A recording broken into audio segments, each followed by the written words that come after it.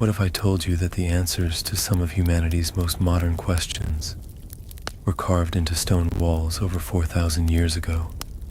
What if a civilization that had no computers, no satellites, no internet, somehow understood things that we are only just beginning to figure out right now? What if the ancient Egyptians weren't just building pyramids? They were building something else entirely, something we haven't had a name for until now. Tonight, we're going somewhere strange, somewhere old, and somewhere that might just keep you up for a while. Hey guys, welcome back. Get comfortable, settle in, maybe dim the lights a little, grab whatever you're drinking tonight, and let's just drift. Because tonight's story is one of those stories, the kind that starts with a question so simple, it almost sounds silly, and then slowly, very slowly, turns into something that sits in the back of your brain for days. The question is this: did ancient Egyptians know about artificial intelligence? Now, before you roll your eyes and say, "Here we go," just hang in there for a second, because this isn't one of those tinfoil hat alien conspiracy type videos. This is something a little more interesting, a little more grounded, and honestly, a little more unsettling, because the answer, depending on how you define it, might actually be yes. Or at the very minimum, it's a very complicated, we genuinely have no idea. And sometimes, that's the most interesting answer of all. So let's go back, way, way back, to a civilization so extraordinary, so precise, so deeply obsessed with knowledge and order and pattern, that modern scholars are still struggling to fully explain how they did what they did. We're talking about ancient Egypt, one of the longest running, most sophisticated, most strangely advanced civilizations in human history. We're talking about a culture that lasted for over 3,000 years. 3,000 years. Just to give you some perspective, the United States has existed for less than 250. The Roman Empire, at its peak, lasted maybe 500 years. Ancient Egypt ran for 30 centuries. And during those 30 centuries, they built things, wrote things, calculated things, and recorded things that should not, by any conventional understanding of what was technologically possible, have existed. And here's where it gets interesting. Recently, and by recently I mean in the last decade or so, researchers, engineers, and AI scientists have been turning to ancient Egyptian hieroglyphics with a very specific tool: machine learning, neural networks, pattern recognition algorithms, the very backbone of modern artificial intelligence. And what they found is not what anyone expected. But let's not get ahead of ourselves. Let's start from the beginning, because the beginning of this story is one of the most quietly amazing chapters in human history, and it deserves to be told properly. Ancient Egypt didn't just appear. No civilization does, of course. But Egypt's rise was particularly remarkable because of its geography. Imagine you're standing in the middle of an enormous desert, sand in every direction, brutal heat, no rain for months, and then, cutting right through the middle of all that nothing, is a river, the most important river in the ancient world, the Nile. The Nile River wasn't just a water source, it was the entire economy of ancient Egyptian civilization. Every year, it flooded, and when it flooded, it left behind a thick layer of dark, rich, incredibly fertile soil along its banks. The ancient Egyptians called this soil Kemet, the Black Land, and it was the most valuable substance they had because it meant food, crops, survival. The desert on either side, they called that Deshret, the Red Land, death, emptiness. So here's this civilization, hemmed in between life and death, river and desert, And they have to be incredibly precise, incredibly organized, because if you miss the flood season, if you plant too early or too late, people die. If you miscalculate the Nile's behavior, which could be violent, unpredictable, and absolutely indifferent to human suffering, your entire harvest fails. You know what you need to survive that kind of environment? You need data. You need pattern recognition. You need the ability to track massive amounts of information over long periods of time and turn it into useful predictions. In other words, you need something that functions a lot like a primitive information processing system, and that is exactly what ancient Egyptian civilization built, not in silicon, not in code, but in stone, in papyrus, in mathematics, and in a writing system so complex, so layered with meaning, that we are still, 4,000 years later, finding new things inside it.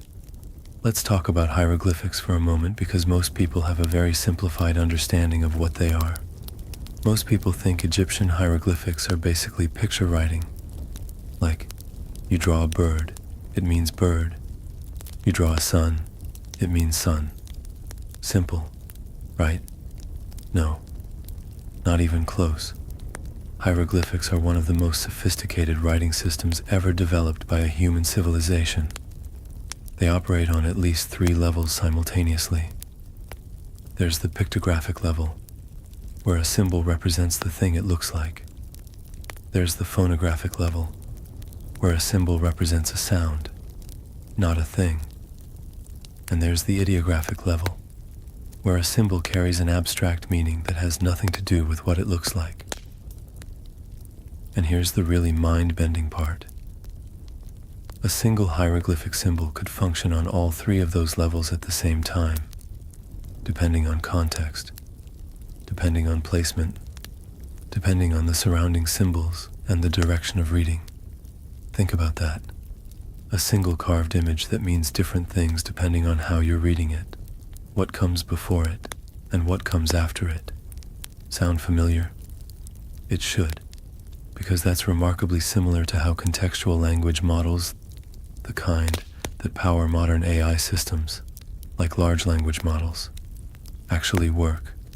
They don't read words in isolation. They read words in relation to everything around them.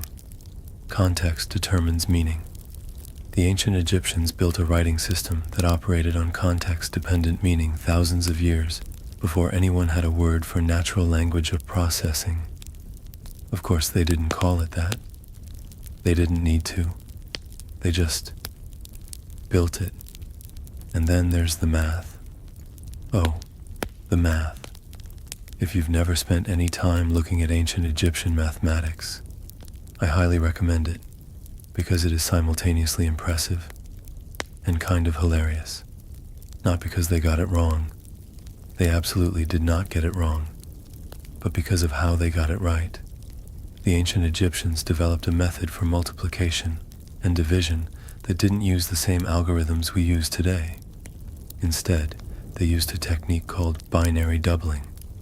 They would take a number, double it repeatedly, and then add together specific combinations of those doubled numbers to reach their answer.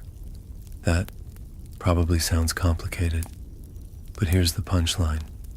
Binary doubling is almost exactly the mathematical foundation of modern binary computing, the ones and zeros that every single computer and AI system on Earth runs on. The most fundamental language of the digital age was being used by scribes in ancient Egypt to calculate grain supplies and building measurements thousands of years ago. Now, did the ancient Egyptians understand binary in the way a computer scientist understands it today? Almost certainly not. They weren't thinking about circuits and processors. They were thinking about grain and stone. But the fact that they independently arrived at a mathematical method that maps almost perfectly onto the core logic of modern computing, that is not something you just scroll past. That deserves a moment, and we're just getting started. There's another mathematical achievement that tends to make people's brains go a little sideways when they first encounter it. The Great Pyramid of Giza. You've heard of it. Everyone's heard of it. And yes, the stuff about the Great Pyramid tends to attract a lot of the more enthusiastic end of the ancient mystery spectrum. But strip away all the noise, and you're left with some measurements that are genuinely, legitimately difficult to explain with conventional tools. The Great Pyramid is aligned to true north with an accuracy of 0.05 degrees. Not magnetic north, true north. The kind of accuracy that even modern surveyors, with GPS and laser equipment, find impressive. The ancient Egyptians did it with ropes, plumb bobs, and sighting stars. The base of the Great Pyramid is almost perfectly level. The four corners differ in height by less than 2 centimeters across a structure that covers 13 acres. 13 acres. And the difference is less than 2 centimeters. The ratio of the pyramid's perimeter to its height, when you do the math, gives you a value that is almost exactly 2 pi, the mathematical constant pi, which the ancient Egyptians were not supposed to know. And yet there it is, baked into the physical dimensions of the most famous structure in human history. Now, coincidence? Maybe. Historians debate this. Some say it's intentional. Some say it's a natural consequence of the building method. But here's the thing about the Great Pyramid that doesn't get talked about as much. It's not just the numbers, it's the consistency, the fact that across thousands of measurements, the precision holds. You know what modern engineers call a system that consistently produces precise outputs while filtering out error? An optimized algorithm.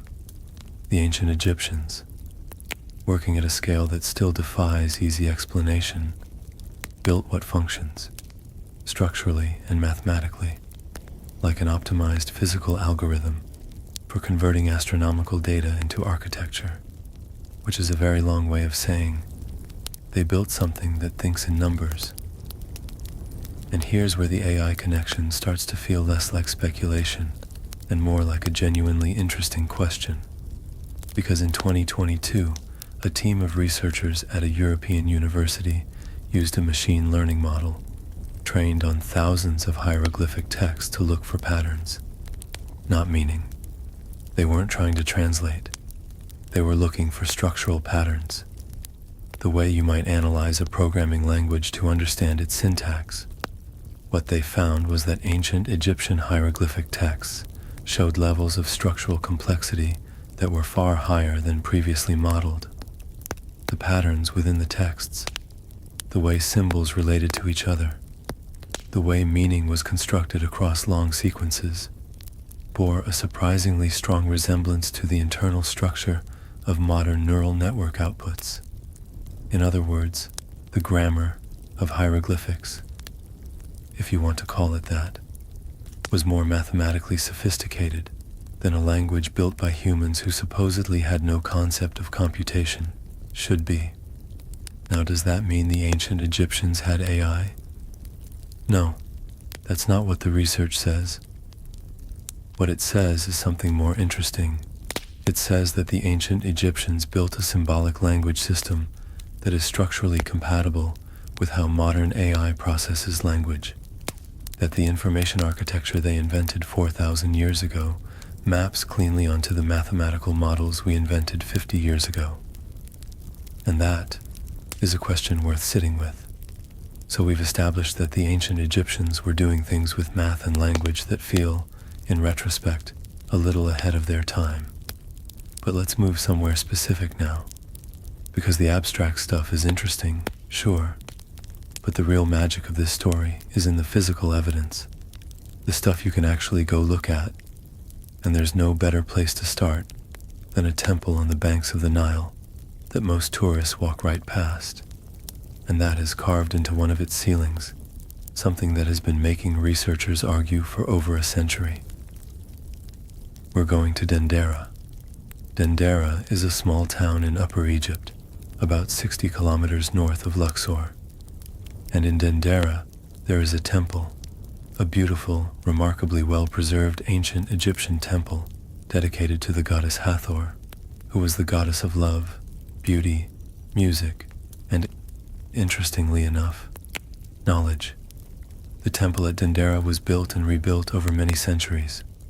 The version you can visit today dates largely to the Ptolemaic period, roughly 300 BCE to 30 BCE.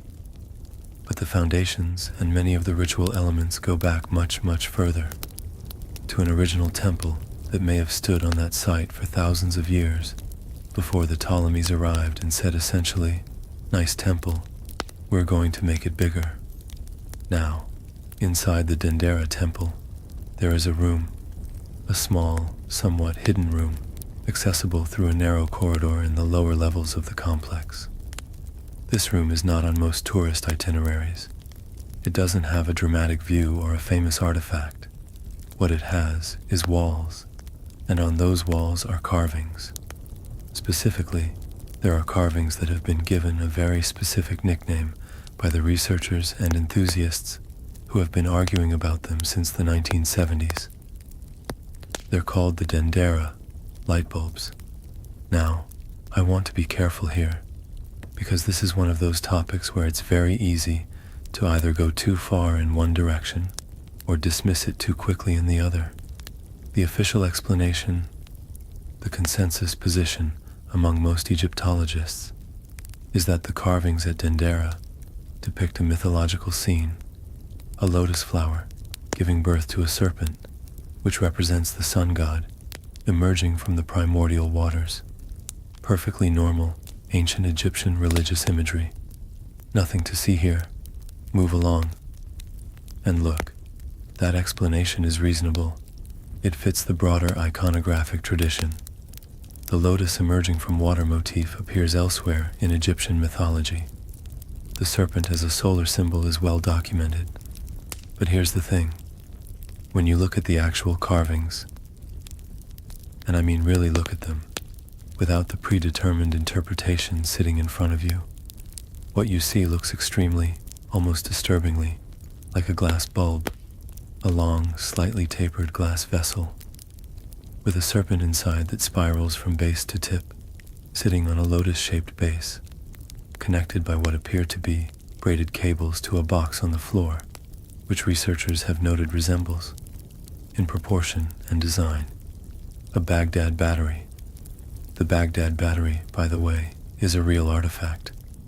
A clay jar discovered in Iraq, dating to roughly 250 BCE, that contains a copper cylinder and an iron rod in a configuration that, when filled with an acidic liquid like vinegar or grape juice, can generate a small electric current, not enough to power your phone, but enough to prove that the basic principle of electrochemical energy generation was known in the ancient world.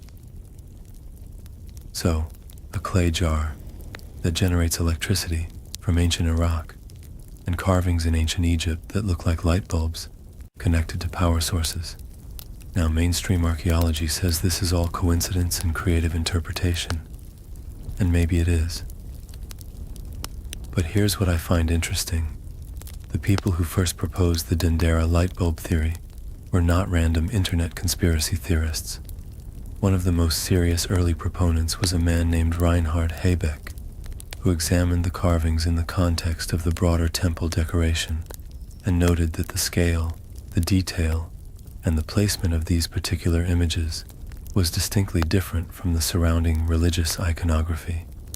More technical, more precise, less symbolic. Whether you believe it or not is up to you. But the conversation it opens, the question of what the ancient Egyptians knew about electricity, about light, about controlled energy, is one that even mainstream scientists haven't fully closed. Let's drift a little north and east now, to a temple called the Temple of Seti I at Abydos. Abydos is one of the oldest cities in ancient Egypt. It was a sacred site associated with Osiris, the god of death and resurrection, and it has been a place of religious significance for Egyptian civilization for almost as long as Egyptian civilization has existed. The Temple of Seti I, built around 1279 BCE during the height of the New Kingdom period, is extraordinarily beautiful. Its painted reliefs are among the finest surviving examples of ancient Egyptian art.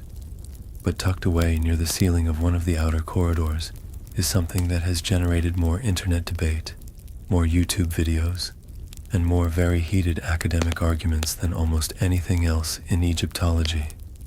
It's a section of carved hieroglyphics that has been dubbed, by the ancient astronaut theory crowd, and by many others, the Abydos helicopter carvings.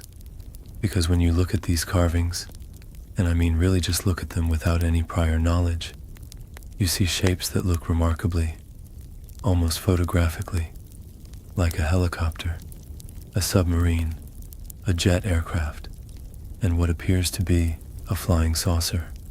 Now, here is where you might expect me to tell you that these are absolutely real depictions of advanced ancient technology, and that the ancient Egyptians were receiving technological information from extraterrestrial sources. You've seen that video. Everybody's seen that video. It's been watched approximately 40 million times, and it's very exciting. But the truth is, as usual, more complicated, and in its own way, more interesting. The mainstream Egyptological explanation for the Abydos hieroglyphs is something called palimpsest, which is when an old inscription is plastered over and a new inscription is carved into the plaster. And then over centuries the plaster erodes away, causing the two inscriptions to overlap and create a combined image that neither inscription intended. This is actually well documented in ancient Egyptian architecture. It happened constantly. Pharaohs regularly plastered over their predecessors' inscriptions and carved their own over the top. And when that plaster fails a few thousand years later, you get these composite images that look like nothing that existed in either original inscription. So are the Abydos helicopter carvings real ancient helicopters? Almost certainly not. But here's what they are. They're evidence of a writing system so layered, so complex, so capable of producing unexpected composite meanings from overlapping symbols, that even its own accidental outputs can look like something coherent and sophisticated. That's a pretty remarkable property for a writing system to have. Let's talk about Egyptian astronomy for a moment, because this is another area where the they shouldn't have known this problem keeps coming up. The ancient Egyptians were extraordinary astronomers, not just for their time, extraordinary by any standard. They tracked the movements of the sun, the moon, and 5 visible planets with remarkable precision. They developed a calendar system based on the heliacal rising of the star Sirius, the brightest star in the night sky, that was accurate enough to be used for practical agricultural planning. But it goes deeper than that. The Dendera zodiac, a carved circular relief found at the same temple we visited earlier, is one of the oldest surviving star maps in human history. It depicts the positions of the stars and planets with an accuracy that has allowed modern astronomers to date its creation to approximately June 15th, 50 BCE. Not roughly 50 BCE, not around the middle of the 1st century BCE, June 15th. The positions of the celestial bodies carved in that stone are precise enough that modern astronomy software can match them to a specific date. That's not bad for people who were supposedly just guessing. The Dendera zodiac also contains something even more interesting. It depicts a total solar eclipse that, according to modern astronomical calculations, occurred on March 7th, 51 BCE. Not just the fact of the eclipse, the position. The ancient Egyptian carvers encoded the spatial relationship between the sun and moon during that eclipse into the relief with sufficient precision that modern researchers can identify the specific eclipse from the carving alone. Now, to track celestial bodies with that kind of precision over long time periods, you need data. Lots of it.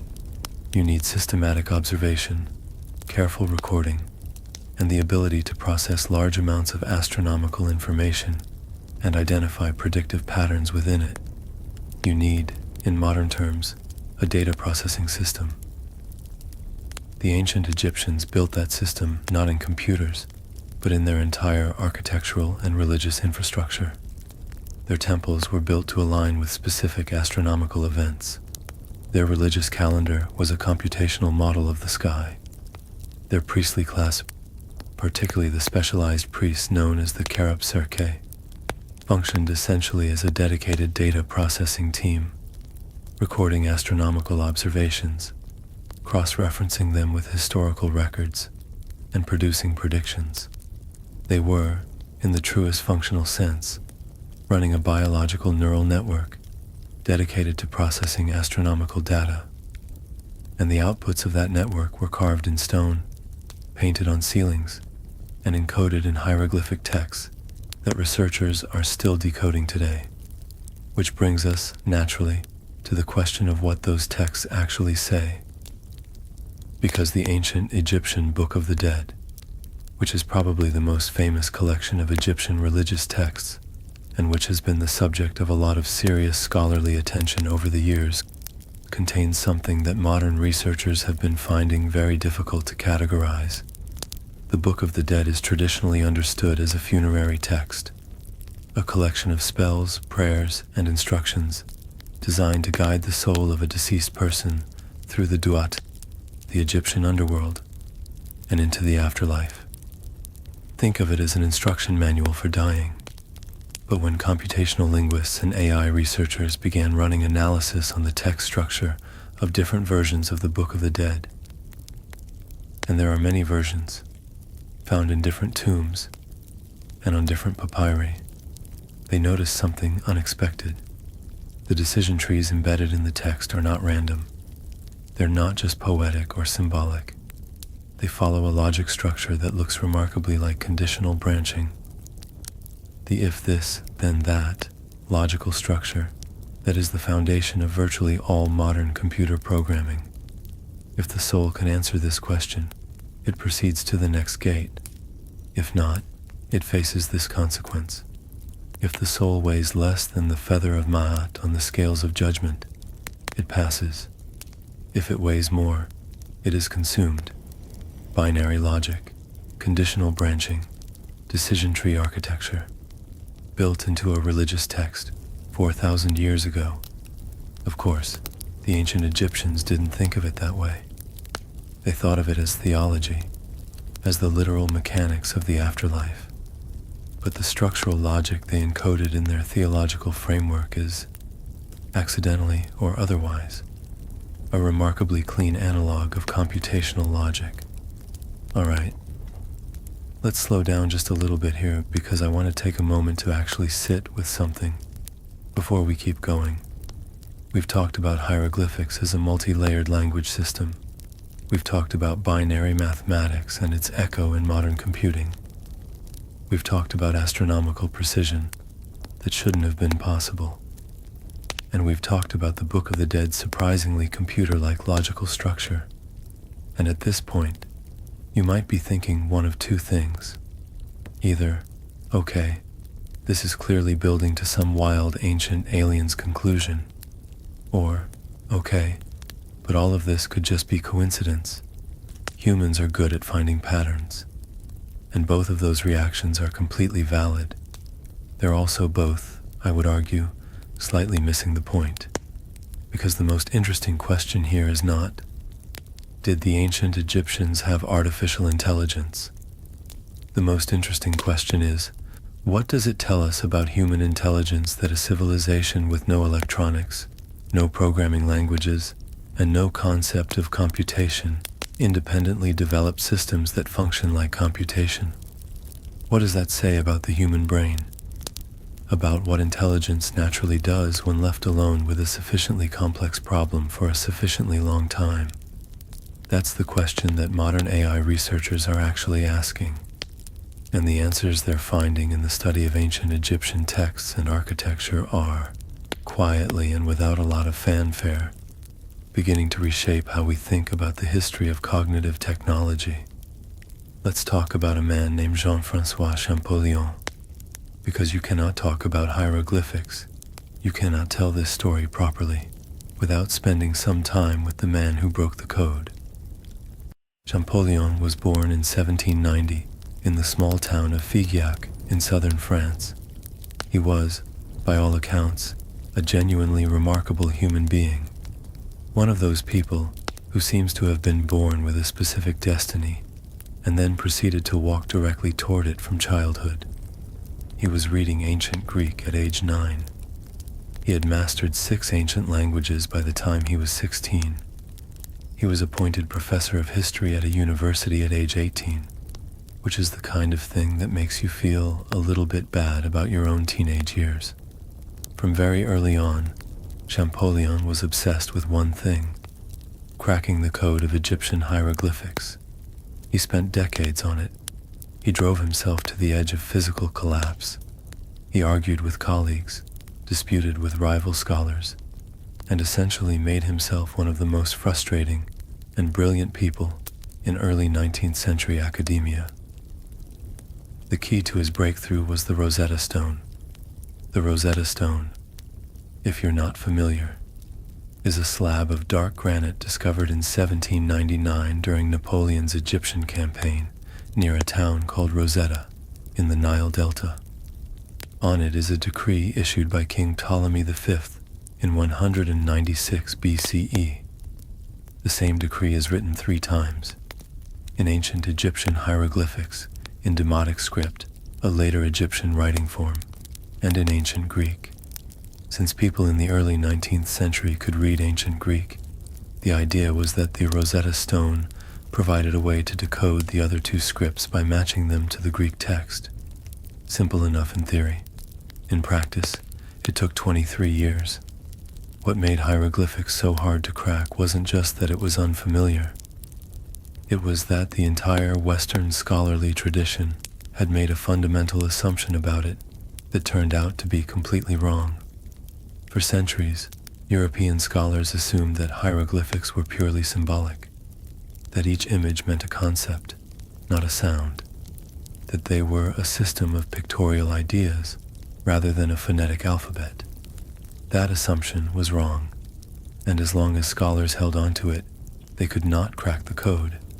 They kept finding meanings in individual symbols, and then those meanings didn't connect to anything. What Champollion eventually demonstrated, what his years of work with the Rosetta Stone and dozens of other inscriptions finally proved, was that Egyptian hieroglyphics operated phonetically, that the symbols represented sounds, that you could use them to spell out words, including foreign names like Ptolemy and Cleopatra, phonetically. He published his findings in September 1822. He was 31 years old. He burst into his brother's office, announced, "I've got it," and then immediately fainted from the physical and emotional exhaustion of the moment. He was carried to a couch, where he remained unconscious for 5 days. That's commitment. But here's what I want you to think about. For over 1,000 years, roughly from the fall of the last Egyptian empire to Champollion's breakthrough, Egyptian hieroglyphics were completely unreadable. 1,000 years of silence. All that knowledge, all those records, all that accumulated data and observation and wisdom, locked away in carvings and papyri that no living person could interpret. What was lost in that 1,000 years? What did we miss? What questions were answered on those walls that we had to spend centuries rediscovering? We don't fully know, and that, quietly, is one of the most haunting facts in the history of human knowledge. Now fast forward about 200 years from Champollion's fainting incident, and we arrive at the present day, where a new generation of researchers is looking at those same walls with entirely new tools. And the results have been, to put it mildly, surprising. In 2019, a team at the University of Copenhagen developed an AI system specifically designed to analyze and decode fragmentary hieroglyphic texts. The project, which they named Itaweret, after an ancient Egyptian protective deity, because academics have a sense of humor, used a convolutional neural network trained on thousands of high-resolution images of hieroglyphic inscriptions from across Egypt and Sudan. The goal was straightforward.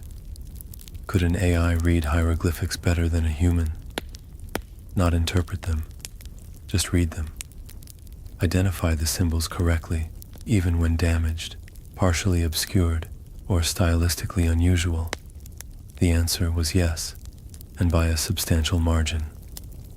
The Itaweret system was able to identify hieroglyphic symbols with an accuracy rate of over 76%, even in heavily damaged inscriptions where human Egyptologists were struggling to make out the forms.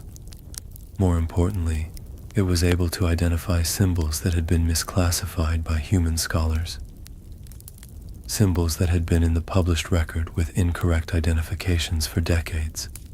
Now, 76% might not sound impressive, but consider that the standard hieroglyphic sign list, the official catalog of known Egyptian hieroglyphic symbols, compiled by a man named Alan Gardner in 1928, contains 763 distinct signs. And that's just the standard list. Actual inscriptions use several times that number, including regional variants, archaic forms, and symbols specific to particular periods or locations. Reading hieroglyphics is not like reading an alphabet. It's more like reading a language that has 763 basic characters, each of which can function in multiple different ways, arranged in combinations that shift meaning based on context. The fact that an AI system can do this at 76% accuracy, from scratch, with no human intuition guiding it, is remarkable. It means that the structural patterns in hieroglyphic writing are strong enough, consistent enough, and mathematically regular enough to be learned by a machine, which tells you something about the writing system itself. But the more interesting results came not from the symbol recognition, but from what the AI found when it analyzed the text at the structural level. Researchers at a separate institution, working with a different machine learning model, ran a large-scale analysis of the relationship between symbol sequences in hieroglyphic texts and the semantic content of those texts, using the translations of those texts as ground truth. They were essentially asking, is there a consistent mathematical relationship between the pattern of symbols used and the meaning of the text? In modern languages, this would be expected. We know that certain words co-occur with certain other words in predictable ways. Natural language processing models are built on exactly this kind of statistical regularity. What surprised the researchers was the degree of regularity they found in ancient Egyptian, the co-occurrence patterns, the way certain hieroglyphic sequences clustered together around certain meanings, were more consistent and more statistically strong than equivalent patterns in most modern languages. In other words, ancient Egyptian hieroglyphics are, by certain measurable criteria, more mathematically regular than modern English, more rule-governed, more precisely structured, which, if you think about it, makes a kind of sense. A language designed by a small elite of priestly scribes, maintained and transmitted through rigorous formal education, used in high-stakes religious and administrative contexts, where precision mattered enormously. That language would probably be more carefully constructed than a language that evolved organically through millions of ordinary conversations over centuries. But still, more mathematically regular than modern English, more precisely structured than most languages alive today, built 4,000 years ago by people using reed pens and stone chisels. That's a thing. There's a YouTube video, you may have seen it. It's been around for a while, and has accumulated an enormous number of views, called Lost Ancient High Technology of Egypt, by a creator who goes by the name of Brian Forster. Brian has spent years documenting physical anomalies in ancient Egyptian artifacts. The precision of granite cutting, the smoothness of drill holes, the mathematical accuracy of carved surfaces, and arguing that they imply the use of tools or techniques that conventional archaeology hasn't fully accounted for. I'm not going to tell you whether Brian is right or wrong. That's a whole separate and very long conversation, but I mention it because it illustrates something important about how this topic lives in public consciousness. There is a massive audience, millions of people, who are deeply, genuinely fascinated by the question of ancient Egyptian technology, not just as entertainment, but as a real question, as something they feel isn't being adequately addressed by mainstream scholarship. And increasingly the mainstream scholars are beginning to agree with them. Not with the ancient alien stuff, that part is still very much on the fringe, but with the basic underlying premise that ancient Egyptian technological capabilities were, in certain specific areas, more sophisticated than the conventional narrative has acknowledged, and that the tools we now have, particularly AI and machine learning, are allowing us to measure that sophistication in ways that weren't possible before.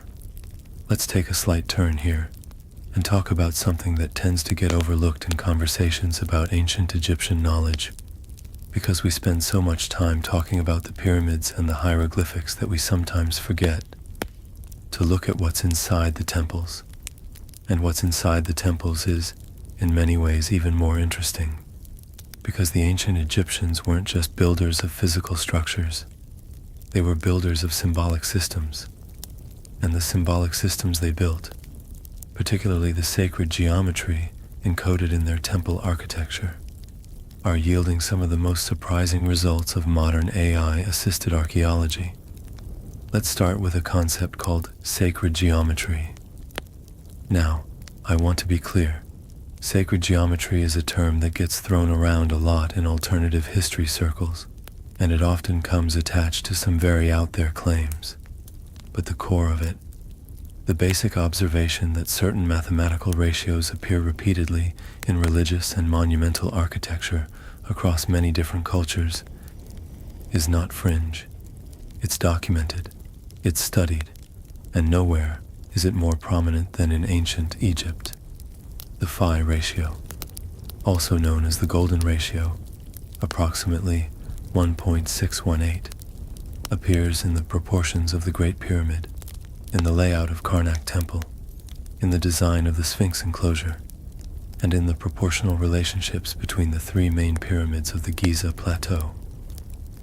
This ratio also appears in the Fibonacci sequence, the mathematical pattern where each number is the sum of the two before it, which shows up in biological structures like nautilus shells, sunflower seeds, and the branching patterns of trees. Did the ancient Egyptians know about Fibonacci? Did they deliberately encode the golden ratio into their buildings? The honest answer is, they definitely knew about the ratio. Whether they knew it in the formal mathematical terms we use today is less clear. There are papyri, the Rind mathematical papyrus, and the Moscow mathematical papyrus, that show ancient Egyptian mathematical knowledge in remarkable detail. And while neither explicitly mentions the golden ratio by that name, the problems they contain and the methods they describe are consistent with an underlying awareness of proportional relationships that would produce it. It's a bit like asking whether a craftsman who has been making perfectly proportioned furniture for decades knows the golden ratio.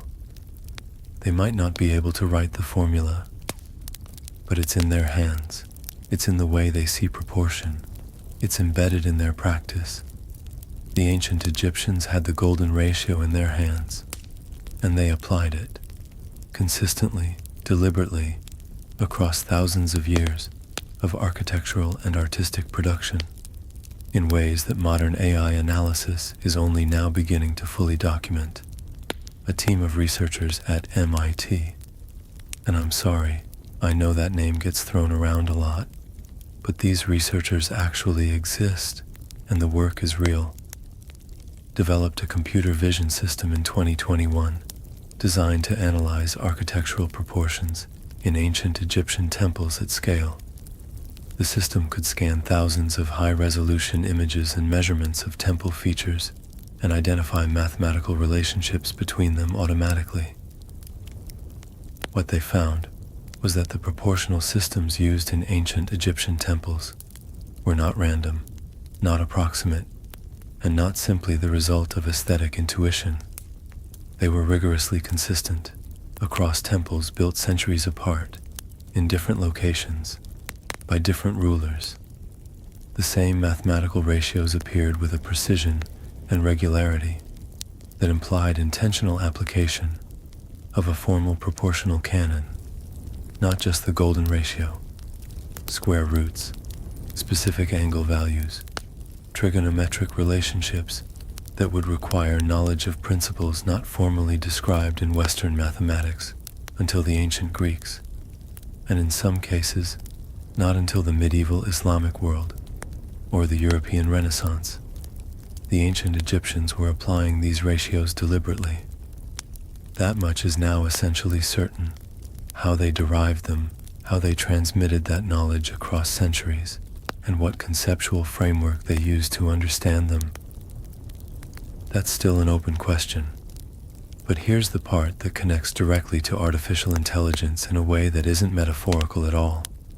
Modern deep learning systems, particularly the kind used in image recognition and generative AI, learn by identifying patterns in large data sets. When you train a neural network on millions of images, it learns to recognize not just explicit features like "this is a face" or "this is a tree," but deep structural patterns, mathematical regularities that aren't immediately visible to human observers. One of the most fascinating findings of modern AI research is that deep neural networks, when trained on natural images, spontaneously develop internal representations that look remarkably like the kinds of mathematical patterns found in natural phenomena. Patterns related to Fourier transforms, to wavelet analysis, to, yes, phi and Fibonacci relationships. In other words, AI systems, when exposed to enough visual information, naturally discover the same mathematical patterns that the ancient Egyptians were deliberately encoding in their architecture. There's a very deep rabbit hole you can fall into here about why those patterns keep showing up, whether it's because they're fundamental to the structure of the physical universe, or because they're fundamental to how brains and neural networks, which are modeled on brains, process visual information. But the relevant point for our story is this: the ancient Egyptians built their symbolic world around mathematical patterns that modern AI independently rediscovers as fundamental. The patterns aren't arbitrary. They're not culturally specific. They're structural. They're real. And the ancient Egyptians found them without computers, without neural networks, through what can only be described as a very disciplined and very long-term process of observation, experimentation, and refinement. Let's drift to a slightly different part of the story now, because we've been talking about Egyptian knowledge systems largely in terms of math and architecture. But there's another dimension to this, the biological dimension. That is, in some ways, the most startling. The ancient Egyptians knew things about the human body that they should not have known. The Edwin Smith Papyrus, named after the American Egyptologist who purchased it in Luxor in 1862, is the world's oldest known surgical text. It dates to roughly 1600 BCE, though it is believed to be a copy of an even older text from around 3000 BCE. It describes 48 cases of medical treatment, injuries, wounds, fractures, dislocations, in a format that is almost shockingly modern. Unlike most ancient medical texts, which are full of spells and prayers and magical interventions, the Edwin Smith Papyrus is clinical. It describes symptoms. It describes physical examination procedures. It gives diagnoses and recommended treatments. And it uses a three-way classification system: favorable prognosis, uncertain prognosis, untreatable, that is structurally identical to how modern emergency medicine categorizes cases. The text includes the earliest known descriptions of the human brain and its relationship to bodily functions. It describes the meninges, the membranes surrounding the brain, with enough precision that modern neurosurgeons have recognized the descriptions. It describes cerebrospinal fluid. It notes the connection between brain injury and paralysis. Ancient Egyptians, 3,000 years before the germ theory of disease was established, writing clinical descriptions of the human brain that a modern neurologist can recognize. And it doesn't stop there. The Ebers Papyrus, another extraordinary ancient Egyptian medical text dating to around 1550 BCE, contains over 700 medical prescriptions and treatments. Many of them are, predictably, magical, but mixed in with the prayers to Thoth and the amulet instructions are treatments that modern pharmacologists have identified as genuinely effective. Honey as an antibacterial wound dressing, willow bark, the original source of aspirin for pain and fever, garlic for cardiovascular health, aloe vera for skin conditions, castor oil for digestive issues, not as folk remedies passed down without understanding, as specific prescriptions with specific dosages for specific conditions, written by people who understood, empirically if not biochemically, what worked and why. How did they know? Through the same thing they used for everything else: systematic observation over long periods of time, careful recording, and the identification of patterns in large data sets of human experience. They were running a longitudinal medical study, without calling it that, without a university ethics board or a peer review process, just thousands of years of watching people get sick, watching people get better, recording what worked, and passing that knowledge down in writing. And here's the connection that I find genuinely fascinating. This is exactly how early machine learning systems in medicine work today. Modern medical AI, the kind used in diagnostic imaging, in drug discovery, in treatment planning, works by ingesting enormous data sets of patient histories, treatment records, and outcomes, and identifying patterns in that data that human doctors would miss. Not because human doctors are bad at pattern recognition, but because the data sets are too large and too complex for unaided human cognition to fully process. The ancient Egyptians could not process millions of case records simultaneously. They were humans, not computers.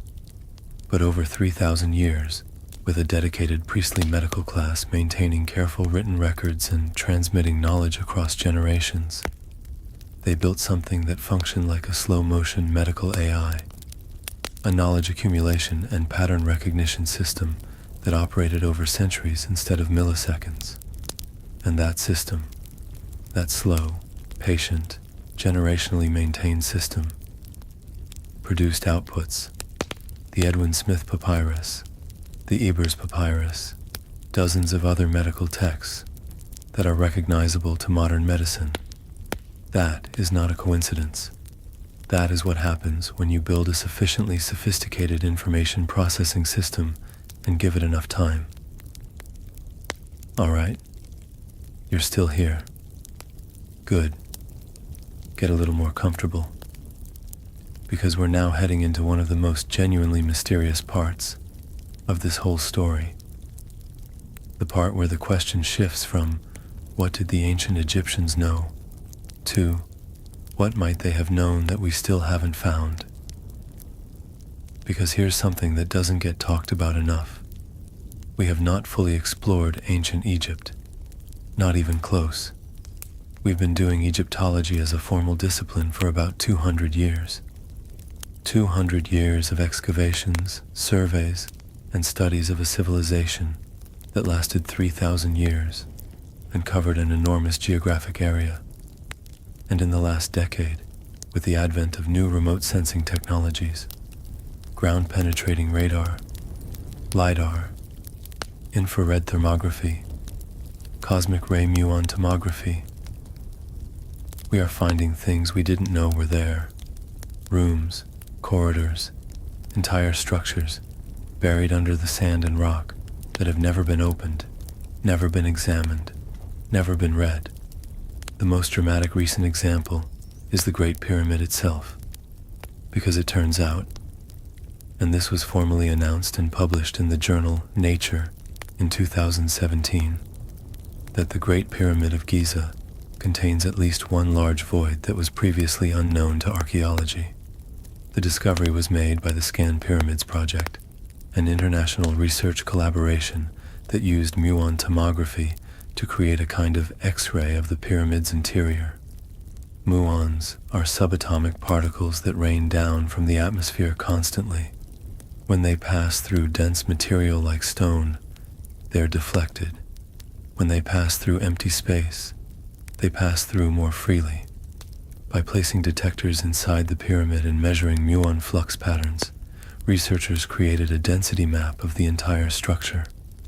And in that map, they found a void, a large void, located above the Grand Gallery, one of the pyramid's main internal passages, approximately 30 meters long, and potentially several meters high. They call it the Scan Pyramid's Big Void. What's in it? Nobody knows. It hasn't been opened. As of the time of this recording, it still hasn't been opened. Egyptian authorities are being extremely careful, which is understandable. The last thing you want to do is damage a 4,000-year-old structure in your rush to see what's inside it. But the existence of that void raises a question that is not trivial.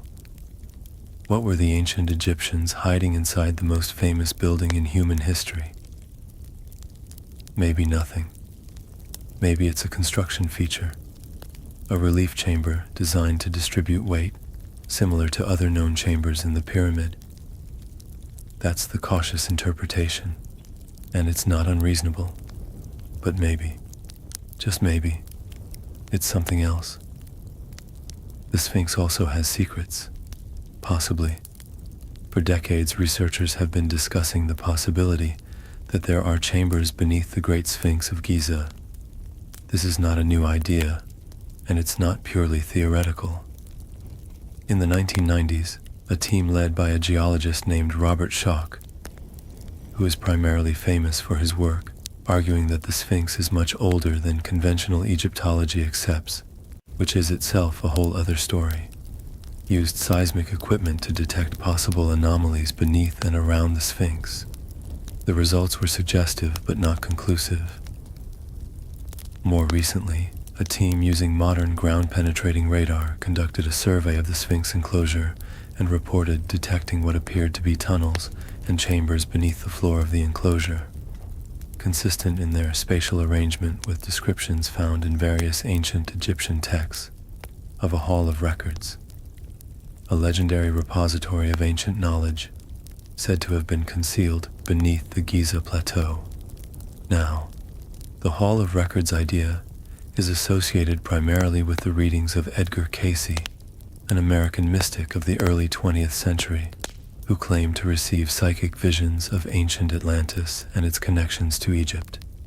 So the provenance is not exactly academic, but the ground-penetrating radar results are real, and the ancient Egyptian texts do describe a sacred library, a repository of divine knowledge, associated with the site of the Great Sphinx.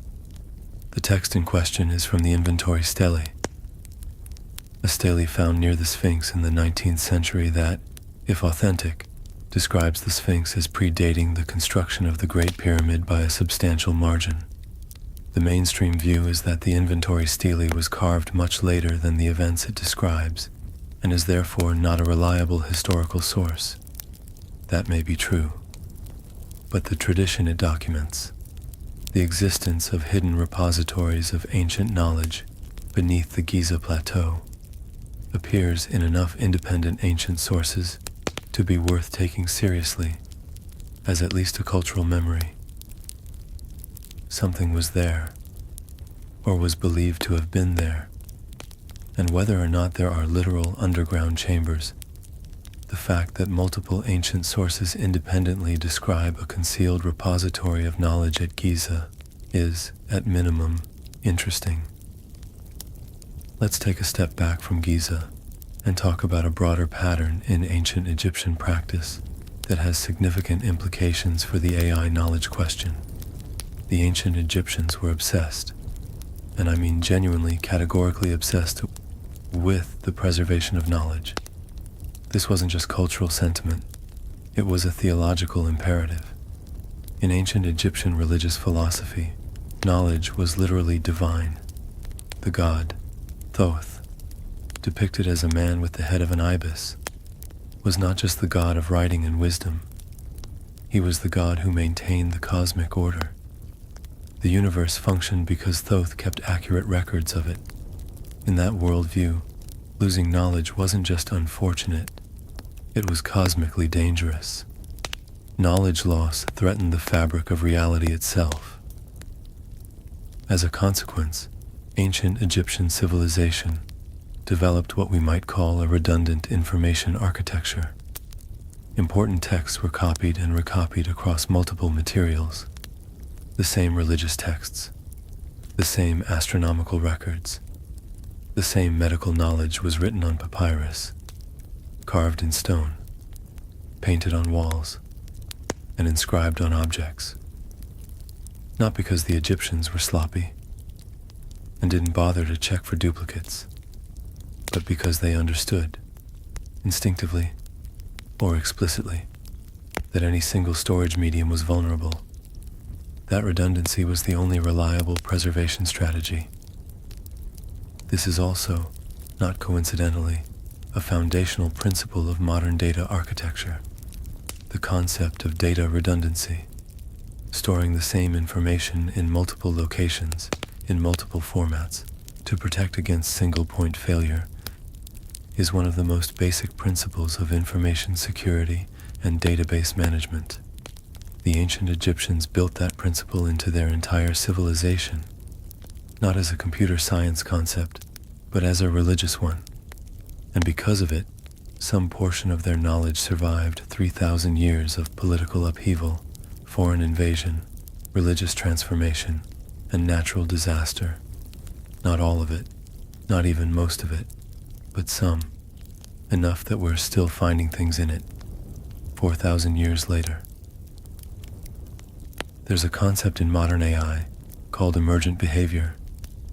It refers to the phenomenon where a system, a neural network, a multi-agent simulation, a complex adaptive system, develops capabilities or behaviors that were not explicitly programmed and were not predicted from the individual components. When you train a large language model on enough data, it spontaneously develops the ability to do things its designers didn't specifically teach it. It learns to translate languages it was never explicitly trained to translate. It develops rudimentary reasoning capabilities that emerge from the statistical patterns in its training data, rather than from explicit programming. Emergent behavior is one of the most exciting and most unsettling aspects of modern AI research. It means that sufficiently complex systems develop properties that go beyond their design specifications.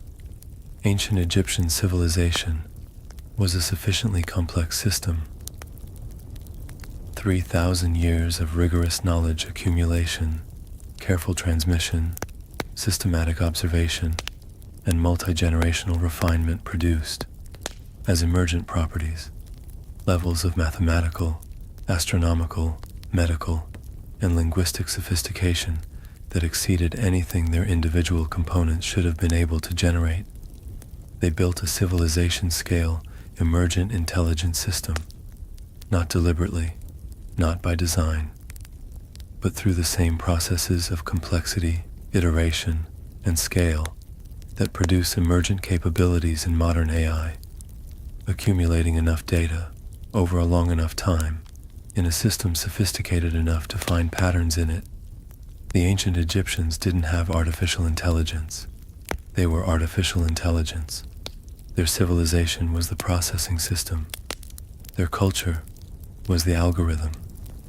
Their temples were the output layer, and the hieroglyphics on those walls, that was the training data, passed down generation by generation, inscribed on every surface available, preserved with religious fervor, replicated endlessly, so that the patterns would survive, so that the knowledge would not be lost, so that the next generation of processors could continue the computation. I want to pause here and acknowledge something.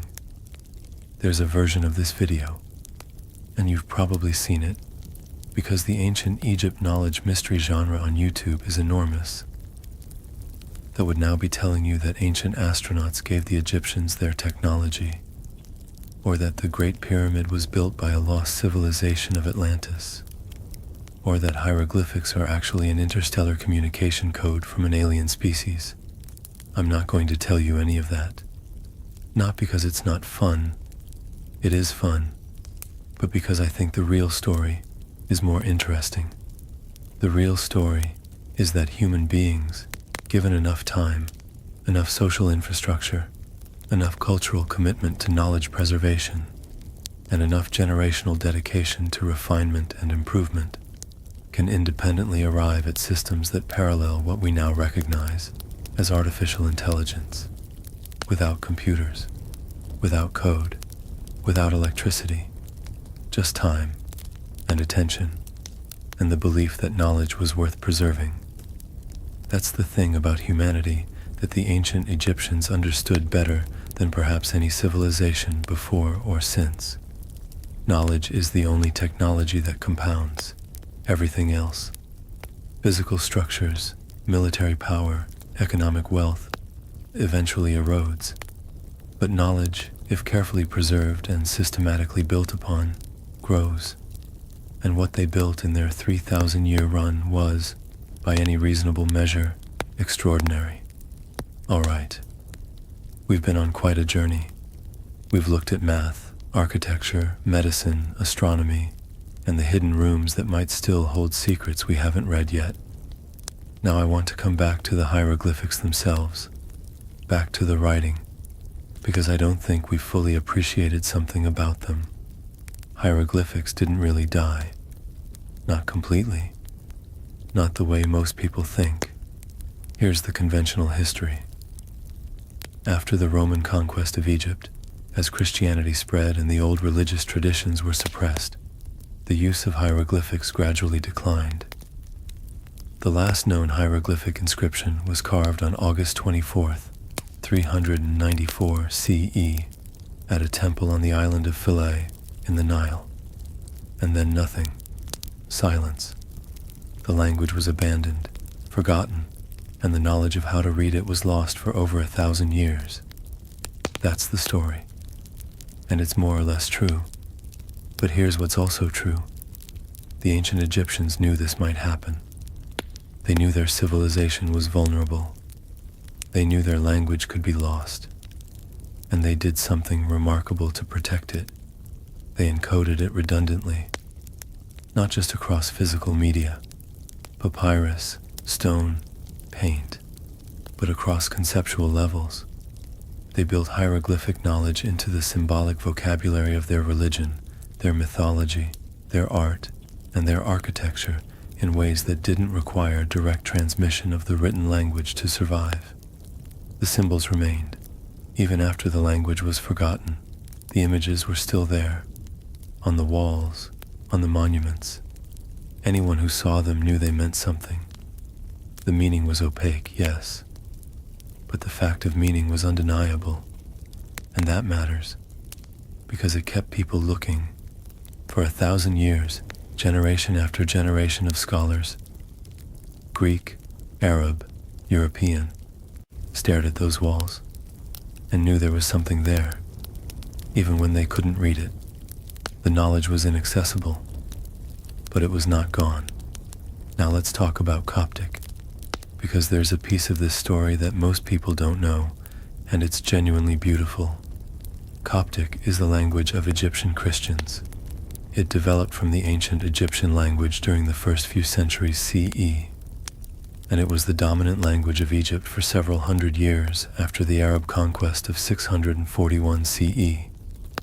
Today, Coptic is used primarily as the liturgical language of the Coptic Orthodox Church. It's no longer a spoken vernacular, but it is still actively used in religious practice by millions of Egyptian Christians. Here's the beautiful part. Coptic is essentially a very late form of the same language that produced hieroglyphics. The grammar is related, the vocabulary shares roots, and crucially, Coptic was never forgotten. It survived continuously in the liturgical practice of the Coptic Church through the centuries when hieroglyphics were unreadable. And Champollion, our man who fainted into history back in part 3, used Coptic as one of his key tools for cracking the hieroglyphic code. Because if you know the late form of a language, you can sometimes work backward to the earlier form. The grammar gives you structural clues. The vocabulary gives you phonetic anchors. The ancient Egyptians did not consciously preserve Coptic as a backup system for decoding hieroglyphics. That's not what happened. But the effect was similar. A living thread of the original language survived, unbroken, through 2,000 years of political and religious transformation, in the practice of a religious community that had no idea they were preserving a linguistic key that would eventually unlock 4,000 years of silence. History does things like this sometimes. It's almost kind. In modern AI and computational linguistics, there's a significant research area focused on what are called low-resource languages, languages for which there is very little training data available. Most of the world's languages are low-resource languages. The major natural language processing models, the ones that power your phone's autocomplete and your email spell checker, are trained primarily on a small number of very large languages: English, Mandarin, Spanish, Arabic, French. For the thousands of other languages in the world, there is very little NLP infrastructure. And for dead languages, languages that are no longer spoken, that exist only in historical texts, the challenge is even greater. Ancient Egyptian is, in computational linguistics terms, a dead language reconstruction challenge. You have the texts. You have Champollion's decipherment. You have decades of scholarly translation work. But the language is not alive.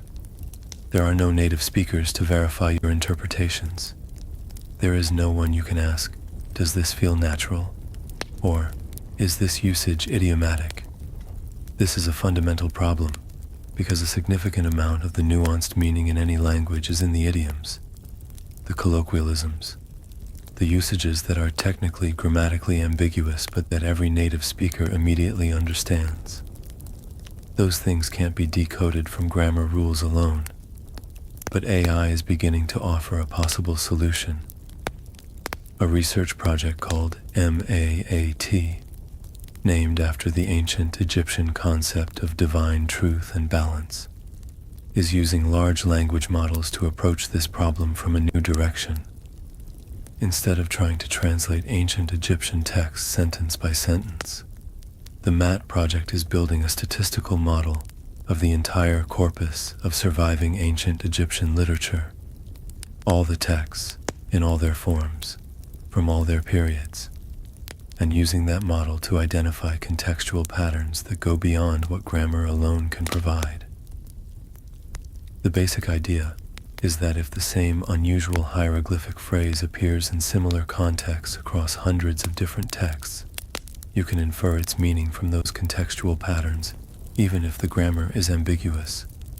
The AI is reading the corpus as a whole, looking for patterns across thousands of texts simultaneously, in a way that no human scholar could do alone. Early results have been promising.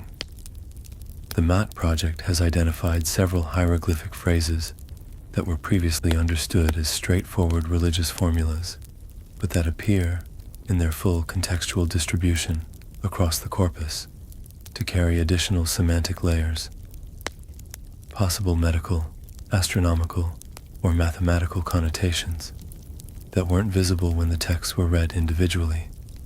In other words, the ancient Egyptians encoded information in their religious language that we've been misreading for 200 years, because we were reading it out of context. And it took a machine learning system reading thousands of texts simultaneously to see the pattern.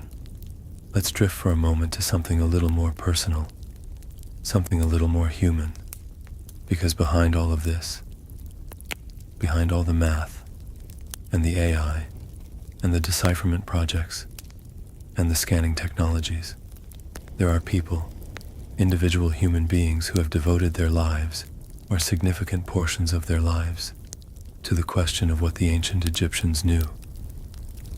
And many of them have had the experience of standing in front of an ancient inscription in a hot, dusty corridor of an Egyptian temple, or in the quiet reading room of a museum archive, and feeling something that is very hard to describe, a sense that the text is speaking to you, that there is a presence behind the symbols, that the person who carved those images was communicating something real, something personal, something that was not just ritual formula, but genuine human expression. Hieroglyphics, even informal religious texts, contain moments of extraordinary personal voice. Scribes who inserted small errors and corrections into their work that tell you about their mood that day. Temple inscriptions that veer, briefly, from theological formula into what sounds almost like personal confession. Funeral prayers that are so precisely, so carefully crafted for the individual in whose tomb they appear, that you can't quite believe you're reading a mass-produced liturgical text. The ancient Egyptians were not just building knowledge systems. They were people, with humor, with grief, with ambition, with curiosity, with the entirely human need to be understood, not just by their contemporaries, but by whoever came after. They wrote on walls instead of screens. They carved their data in stone instead of silicon. But the impulse, the deep, irrepressible human need to record your understanding of the world and leave it somewhere so that it won't be lost, that impulse is the same. It's the same impulse that drives AI research today. We're trying to build systems that preserve and process and transmit knowledge more efficiently, more accurately, more completely than unaided human cognition can manage. We're trying to build something that will still be working after we're gone. The ancient Egyptians tried to do the same thing with the tools they had, which were stone and paint and a writing system of extraordinary complexity, and they mostly succeeded for 3,000 years and counting.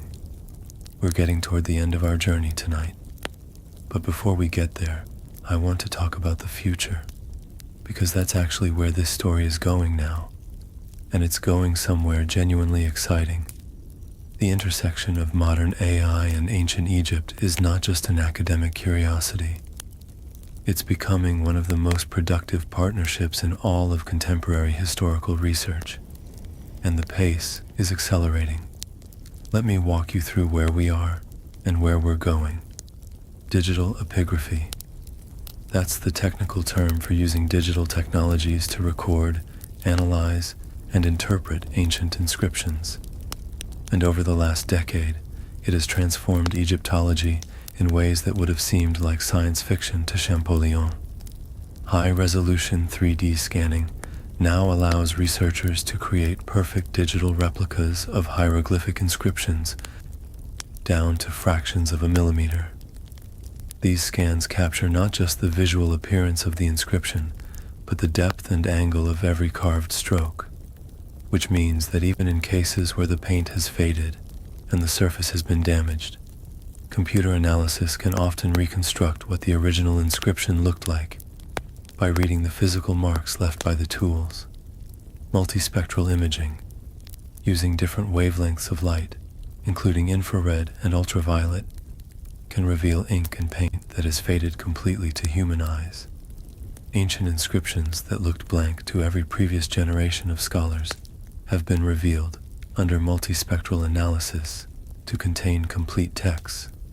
An AI-powered image analysis is being applied to all of this data to find inscriptions in newly scanned material, to match fragments of damaged text to their source documents, to identify the hands of individual scribes, their specific carving styles, their distinctive ways of forming particular symbols across multiple inscriptions, allowing researchers to track individual people through the archaeological record in ways that were previously impossible. There's a project called Egypt Search, run by a consortium of international institutions, that is building the most comprehensive digital database of ancient Egyptian material culture ever assembled. The goal is to digitize everything, every inscription, every papyrus, every artifact, every image, and to make it all searchable, not just by keyword, but by visual content using AI image recognition to allow researchers to find all examples of a particular symbol, a particular artistic motif, a particular architectural feature, anywhere in the database.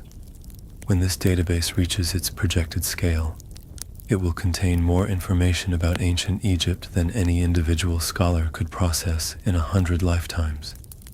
But an AI system, pattern matching across the entire dataset, looking for connections and regularities that span centuries and geography, could begin to answer questions that have been unanswerable for 200 years of Egyptology. Questions like, is there a pattern in how certain hieroglyphic phrases cluster around certain types of structures that might reveal previously unknown functions of those structures? Are there astronomical alignments in temples that haven't been examined yet that would reveal new information about ancient Egyptian cosmology? Are there medical treatments recorded in papyri that no one has yet connected to treatments in other papyri, because they were written by different scribes in different centuries, and no single scholar has read them all? The answers to these questions are in the data. The ancient Egyptians recorded them. They carved them in stone, painted them on walls, inked them on papyrus. They preserved them with the same obsessive care that runs through every aspect of their civilization. We just haven't had the tools to read them all. Until now. Let's talk about a specific discovery that happened in 2024, because this one is recent enough that a lot of people haven't heard about it, and it's relevant enough to our story that I have to mention it. A team of researchers from Oxford University, working with a machine learning model trained on the Oxford corpus of ancient Egyptian papyri, identified a previously overlooked passage in a funerary papyrus from the Middle Kingdom period, roughly 2000 BCE, that appears to describe a systematic method for predicting the behavior of the Nile flood cycle, not just observing the flood, predicting it using a set of indicators, wind patterns, the color of the water, the behavior of certain animals, the appearance of specific stars, in a weighted combination formula that the text explicitly describes as a predictive method, a weighted combination formula for predicting future events based on multiple input variables. That is, functionally, a regression model, one of the most basic tools of modern machine learning and statistical prediction. The ancient Egyptians, writing in 2000 BCE, described the application of something that looks structurally identical to a multivariate regression analysis to the problem of flood prediction. They didn't call it that. They called it reading the signs of Hapi, Hapi being the god of the Nile flood. But the mathematical structure they described is the same. Now, did the ancient Egyptians have statistics in the formal sense? No. But they had something functionally equivalent. They had millennia of careful observation, careful recording, and careful refinement of predictive methods, and the output of that process, a weighted multivariable prediction formula, is, at the structural level, indistinguishable from a modern statistical model. The ancient Egyptians invented predictive analytics along the Nile 4,000 years ago. I want to spend a moment on the Thoth connection here, because Thoth keeps coming up in this story, and I think he deserves more than a passing mention. Thoth was the ancient Egyptian god of writing, wisdom, science, magic, art, and judgment. He was the divine scribe, the keeper of all records, the one who maintained the order of the cosmos through the accuracy of his documentation. In ancient Egyptian theology, the world existed because Thoth recorded it accurately. Reality was, in a sense, an output of divine information management. There is a collection of texts, discovered in various forms and fragments across the ancient world, dating from roughly the 2nd to the 4th centuries CE, called the Hermetic texts, or the Hermetica. These texts purport to be the wisdom of Hermes Trismegistus, Hermes the thrice greatest, who is a fusion of the Greek god Hermes and the Egyptian god Thoth. They deal with theology, philosophy, cosmology, and what we might loosely describe as the relationship between mind and reality. The Hermetica were enormously influential in the European Renaissance. They were believed at the time to preserve the actual teachings of an ancient Egyptian sage who had lived in the time of Moses. That was incorrect. The texts were composed in the Greco-Roman period, but the underlying material they drew from was genuinely ancient Egyptian in origin. And within the Hermetica, there are passages that describe the relationship between information, consciousness, and material reality in terms that modern information theorists and quantum physicists have found surprisingly familiar.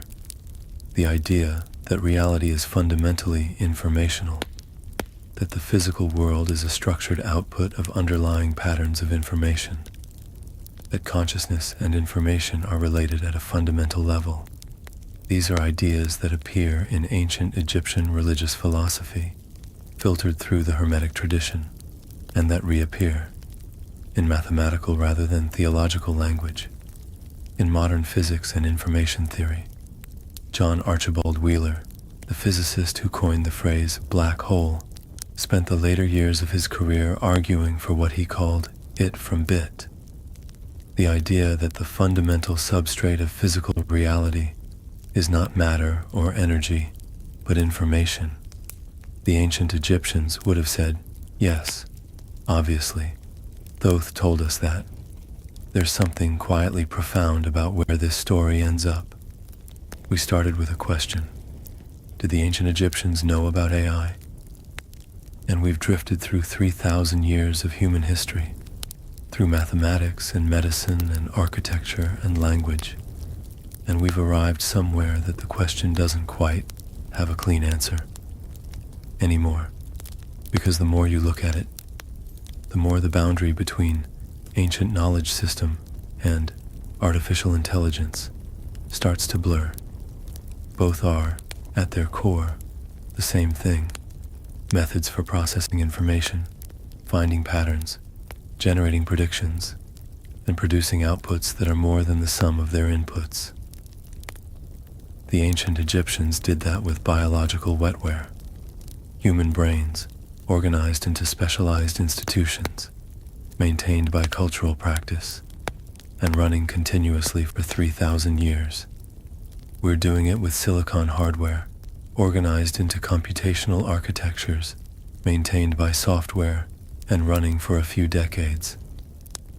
They had a longer development time.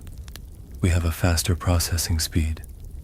But the underlying problem: how do you build a system that can accumulate knowledge reliably, find patterns in large data sets, and produce useful predictions, is the same problem. And they solved it, in their way, which means we've solved it before, which means it can be solved. And that, in its own quiet way, is one of the most reassuring things about the history of human intelligence. So, we've been traveling for a while now. We walked along the Nile and talked about why it made the ancient Egyptians so good at data. We looked at hieroglyphics and saw a multi-layered language system that functions like a contextual processing model. We visited Dendera and Abydos and sat with the questions those walls raise. We met Champollion and watched him faint for science. We looked inside the Great Pyramid with muon detectors and found a hidden room that nobody has opened yet. We read about ancient doctors in 1600 BCE writing clinical notes that a modern neurologist can recognize. And we ended up in the weeds of information theory and Hermetic philosophy, and the question of whether the ancient Egyptians and modern AI researchers are fundamentally asking the same question from opposite ends of history. That's quite a trip. And I want to spend this last part just slowly letting it settle, not rushing to a conclusion, not trying to tie it all up too neatly, because I think the honest answer to the question we started with, did ancient Egyptians know about AI, is something like this. They didn't know about AI in the way we know about it. They didn't have a conceptual framework for machine learning or neural networks or large language models. They were not uploading training data to cloud servers. Nobody in ancient Egypt was writing Python. But they understood, deeply, practically, and in ways encoded in their entire civilization, the principles that make AI possible, the necessity of large, systematically organized data sets, the power of pattern recognition applied to complex systems, the importance of redundant storage, the compounding value of multi-generational knowledge accumulation, the predictive potential of weighted multivariable formulas applied to observable phenomena. They understood all of that, not as computer science, as civilization. And here's what I think is the most important takeaway from all of this. Ancient Egyptian civilization is not a historical curiosity. It's not just a fascinating old story about people who built big things before dying out. It's a proof of concept. It's proof that human beings, working together over long enough timescales with sufficient commitment to systematic knowledge preservation, can build cognitive systems of extraordinary sophistication without any technology more advanced than a reed pen and a stone wall. That tells us something important about what intelligence is, about what it isn't. Intelligence is not a product of silicon. It's not a product of electricity. It's a product of organization, attention, time, and the decision to treat knowledge as valuable. The ancient Egyptians made that decision. For 3,000 years, they made it every single day, in every temple, in every school, in every scribal workshop. They decided that knowledge was worth preserving, worth transmitting, worth encoding in as many formats and across as many media as possible, worth organizing into systems, worth spending entire lifetimes on. And the world they built out of that decision is one of the most extraordinary achievements in the history of our species. When modern AI researchers look at ancient Egyptian texts through the lens of machine learning, and they are doing this right now in universities and research labs around the world, they're not just doing archaeology. They're not just trying to understand a dead civilization. They're doing something more interesting. They're in conversation with the most dedicated knowledge preservation project that human history has ever produced. They're asking, what did you figure out? What patterns did you find? What did you know that we've forgotten?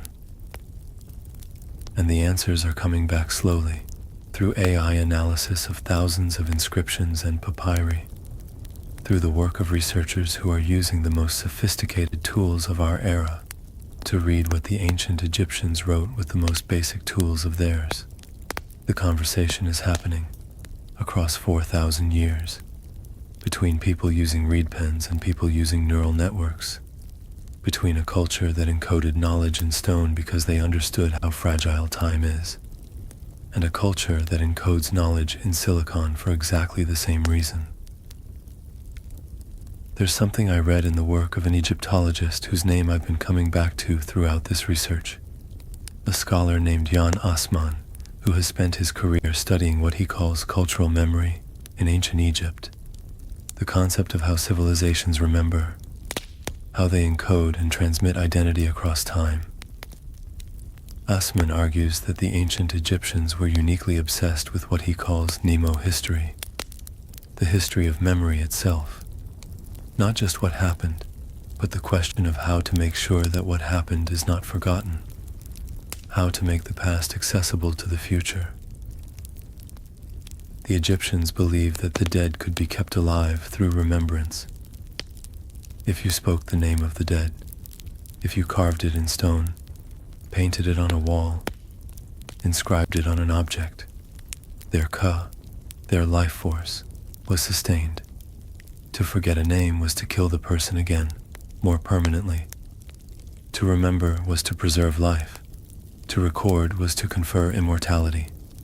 We build AI to remember things that humans forget, to preserve knowledge that would otherwise be lost, to make the past accessible to the future. We carve our data in silicon instead of stone. But the impulse, the deep human need to record, to preserve, to pass on, to not let the light go out, that is exactly the same. The ancient Egyptians carved their names on every wall because they understood that to be forgotten was to truly die. We build AI because we understand that to lose knowledge is to lose part of ourselves. 4,000 years apart, the same conversation. And that, I think, is where I'll leave you tonight, with the Nile somewhere in the back of your mind. With hieroglyphics, you'll never fully be able to look at the same way again. With the quiet, slightly eerie feeling that the most advanced civilization on Earth right now might be having a conversation with the most remarkable civilization in history, and that both sides are saying, in their own ways, the same thing. We were here. We learned things. Don't let this be lost. Find your comfortable position. Let the thoughts drift. The walls are still standing. The inscriptions are still there. And somewhere in the data, the ancient Egyptians are still talking. Tonight, we just got a little closer to hearing them. Sleep well. And hey, if tonight's story kept you company, if it gave you something interesting to drift off to, maybe leave a like. It really does help, more than you know. And if you want to keep drifting through history, through the strange, the forgotten, the beautiful, and the occasionally deeply weird, come subscribe to Historian Museum. There are plenty more stories waiting. I'll see you in the next one.